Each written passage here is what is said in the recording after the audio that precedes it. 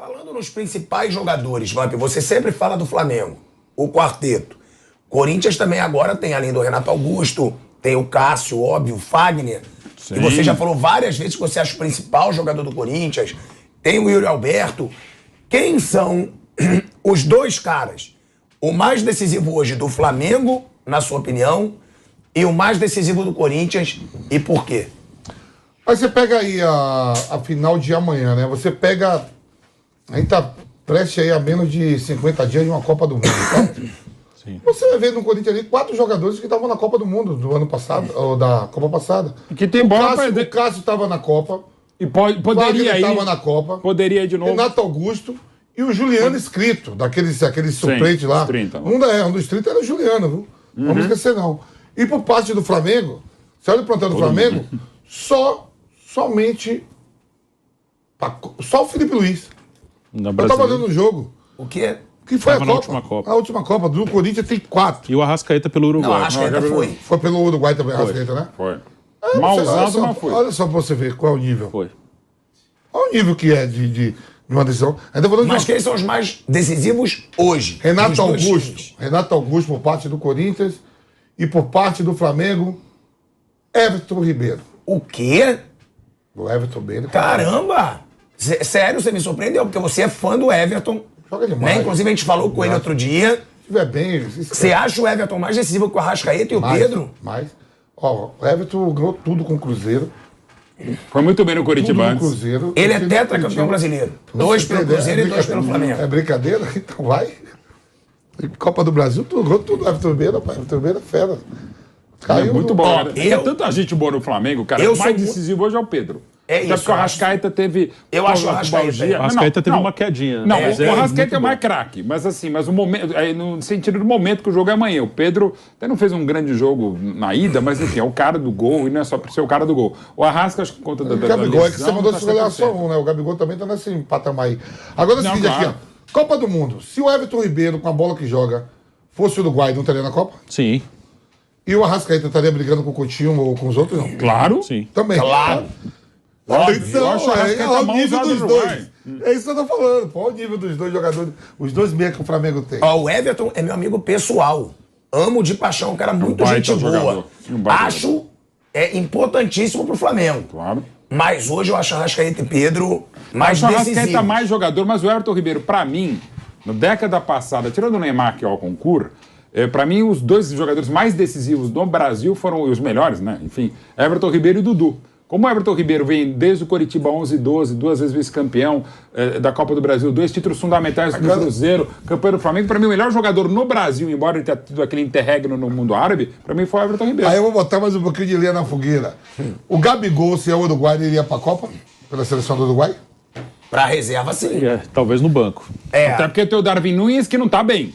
Mas que é mais jogador. Soares, inclusive pela Cavani, não sei. O Soares já não tá o mesmo. Não, ele iria pro banco. Não, pro banco iria. O Arrascaeta é um mistério como ele não é tão bem usado no Uruguai. Tá sendo até mais agora do que o outro. Não, agora bem mais. O novo treinador, ele deu mais espaço. Bem mais. Tá tendo mais oportunidade. Eu acho que uma das críticas do Tabares no final era usar muito pouco pelo nível do Arrascaeta. Mas são jogadores perigosíssimos. Os 4 são perigosíssimos. Mas que o Gil, o Bom Bueno, o Wagner, o Fábio Santos e o Cássio é fera. Que se fosse qualquer outra zaga aí, eu já dizia que o Flamengo ia meter 3-4 na final no Maracanã. Ou no inferno. E o Fausto Vera tá muito bem também. Não, a não ser a zaga do Palmeiras, lá que o Gustavo Gomes e o Luan seguram a onda toda também. E todo o Palmeiras marca. Mas aqui no Brasil, nem o Atlético Mineiro, nos seus melhores momentos, no ano passado, para segurar esses 4 em forma é um absurdo. Tá muito bem mesmo. Agora, eu discordo do Vamp também ainda no Corinthians. Eu acho que em jogo decisivo é o Cássio, irmão. Eu acho. É impressionante. Eu acho ele o mais decisivo. Já foi Renato Augusto é craque. Já foi em Itaquera. O Cássio cresce muito em jogo decisivo. Em Itaquera ele já decidiu. Até assim, nisso eu discordo de você. Quer dizer que se chegar... Pode escolher um, né? Quer dizer que se chegar nas penalidades, o Corinthians passa a ser favorito. Eu acho. O Cássio tem Apesar um de eu achar o peso. Santos um baita goleiro Santos é também. excelente Não, goleiro, mas eu mas- falei logo na abertura do programa. e Falei entra- logo que eu não estou minimizando a importância do Santos, nada disso. Eu só estou dizendo que para o Corinthians, se chegar para as penalidades, o Corinthians chega Até fortalecido para valer. animicamente, E claro. isso, emocional, É na casa bem do adversário, mais ou menos o que aconteceu contra o Boca. Não vou dizer que é a mesma coisa, mas é muito parecido. Se o Corinthians levar até os pênaltis, mais o Cássio, mais a história recente, inclusive, da E a temporada. pressão é toda no Flamengo. E bons ali dentro do batedores. Maracanã. E outra coisa, e o único realmente é um fato que eu não sei a estatística, eu até já pedi pro pessoal que sabe fazer essas coisas. Assim, o único momento no futebol em que o fator casa não é tão determinante é a disputa de pênaltis. E aí é só cada um ficar lembrando do próprio time, da isso história do aí. futebol. O número de vitórias nos pênaltis do visitante, na disputa de pênaltis dos visitantes, é muito maior do que o número normal de 90 minutos de jogo. O Yuri Alberto também vem sendo decisivo. Sim. O Yuri Alberto fez 8 gols nos últimos 12 jogos. É um cara que, pra mim, mudou o patamar do Corinthians. é muito mudou. bom Faltava atacante. esse jogador. Faltava. Muito O Corinthians ele ficou a boa parte da temporada com o único centroavante disponível era o Jô, e o Jô já num outro momento, o Jô já mais para o final da carreira, tanto que não era titular absoluto, veio o Júnior Moraes também não jogou, e o Roger Guedes muitas vezes jogou nessa posição centralizado no ataque, até teve discussão e alguma polêmica ali, porque ele prefere jogar mais pelo lado, e teve que jogar centralizado, porque não tinha outro para colocar.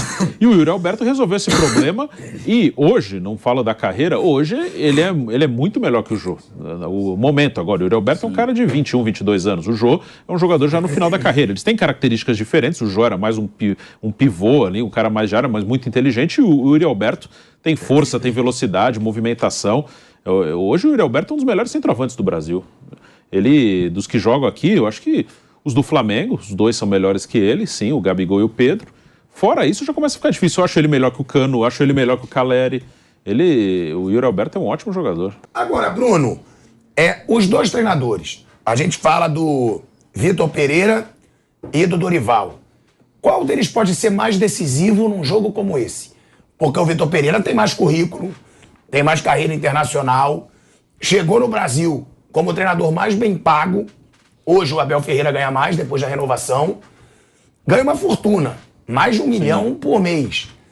E do outro lado o Dorival, que é um bom treinador, mas foi campeão de uma Copa do Brasil. É o título de expressão que ele tem no currículo. Sim. Estava no Ceará, veio pro Flamengo. Quem pode ser mais decisivo hoje, amanhã e por quê?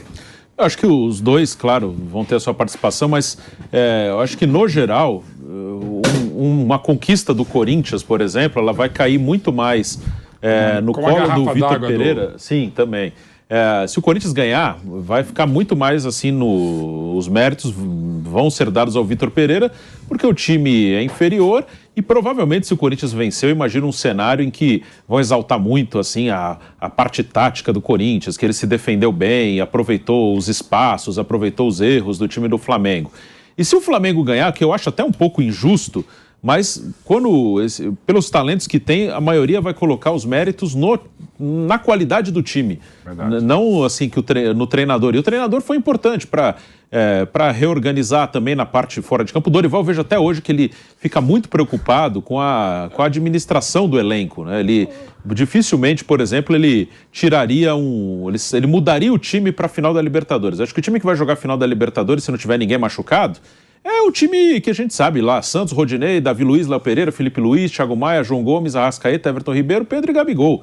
E, claro, eles são os titulares, mas também, mesmo se o Dorival achasse que teria que fazer uma mudança, eu acho que ele não faria, porque quando ele chegou era um ambiente mais tumultuado. E ele trabalhou isso também de gestão de grupo, de elenco, então ele não deve mexer nesse time para a decisão da Libertadores, por exemplo. Amanhã ele vai mexer por uma suspensão do João Gomes, vai jogar o Vidal. Só um segundo, Asmar. Você fala daqui a pouquinho, Asmar. Só um minutinho. Não, aí- Conclua. Não, sim, daqui a pouco ele fala. Ele Calma, está querendo Asmar. interromper, mas daqui Nós a já pouco ele voltamos fala. do banheiro daqui a pro pouco rádio, ele pra fala. TV. É só pra dizer que a gente perdeu o comandante, ele foi ao Não, banheiro, pediu pro Bruno ficar enrolando. Ó, entregaram tudo. Chegou até de volta. Bom, Mas ele vocês têm voltou. que respeitar a fisiologia. Né? E o, aí, departamento eu- de fisiologia, que Eu fui trabalha os bárbaros. discreto, eu passei pro Bruno e eu falei, Bruno, Fala bastante. Que eu vou no banheiro. Falei com outra palavra. E eu estava falando. Mais direta. Eu estava falando. Só que mas aí a aí gente tem traíras na mesa. Eu só dei uma reforçada. Como diria o Uma Vampeta, fisiologia humana. esse é um programa de informação. Pra onde estava o pilhado, Vampeta? Aqui sentado. Olha aí. Olha como um amigo leal. Olha aí. Tá te devendo uma grana, Viu como é que é, Renato Maurício Prado? Olha aí, um amigo Deixa leal. a RMP. Viu? Um abraço pro Rititi, RMP, força. Pode continuar, Bruno Prado, que eles interromperam com essa brincadeira de mau gosto. É, mal gosto é amanhã, mesmo. Não, mas é isso, eu acho que vai acabar.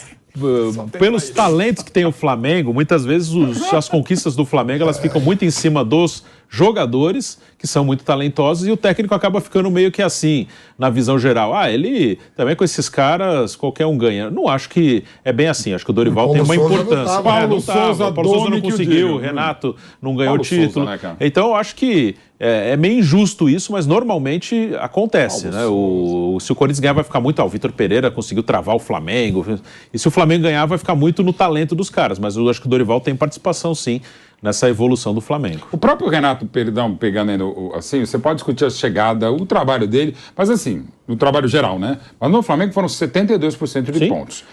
Quase todos tiveram aproveitamento muito bom. Muito nos bom. últimos anos. E teve momentos de futebol muito bons, né? Até a chegada do Dorival, o que havia de melhor desde o Jorge Jesus no Flamengo foi com o Renato, no começo. Depois o time meio caiu. desorganizado e tal, e acabou caindo, foi demitido e tal. Mas assim, eu acho que uma certa, não vou dizer que impaciência e intolerância, até porque é fácil falar de um time que a gente só analisa, não torce. Mas assim, a paciência, para mim, absurda que se teve com o Paulo Souza, uma certa tolerância, foi um negócio inacreditável, porque não era bom desde o começo e foi piorando a cada jogo com o Paulo Souza e com o próprio elenco também, que é responsável. Só que os outros treinadores, Domenech, Rogério Ceni, Renato Gaúcho, não tiveram problema com o elenco, né?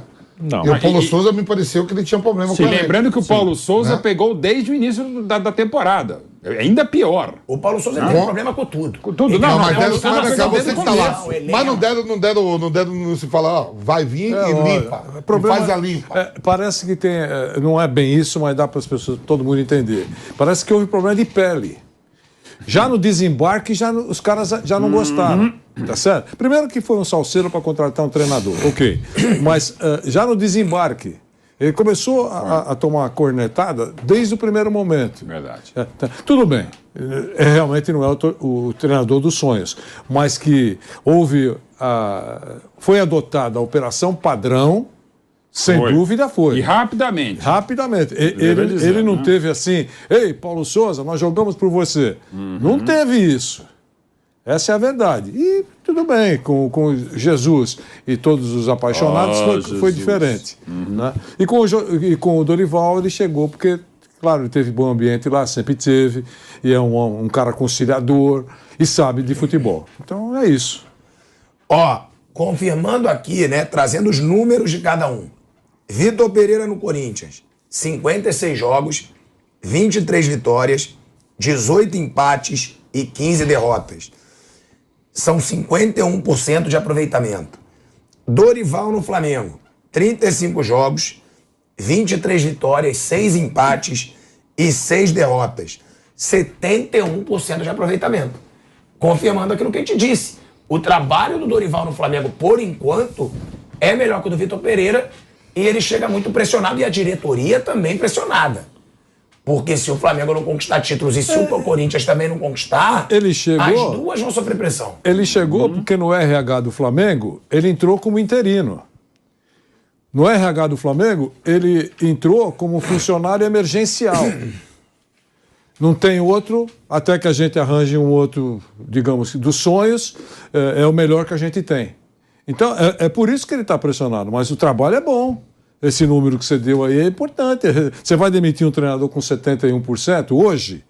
Tudo bem, demitem até com 99%. Eu sei como é que é por aqui. Até aí, né? Tá certo? Mas que é um pouco insensato, eu acho, né? E no caso do Vitor Pereira, da mesma maneira, fizeram...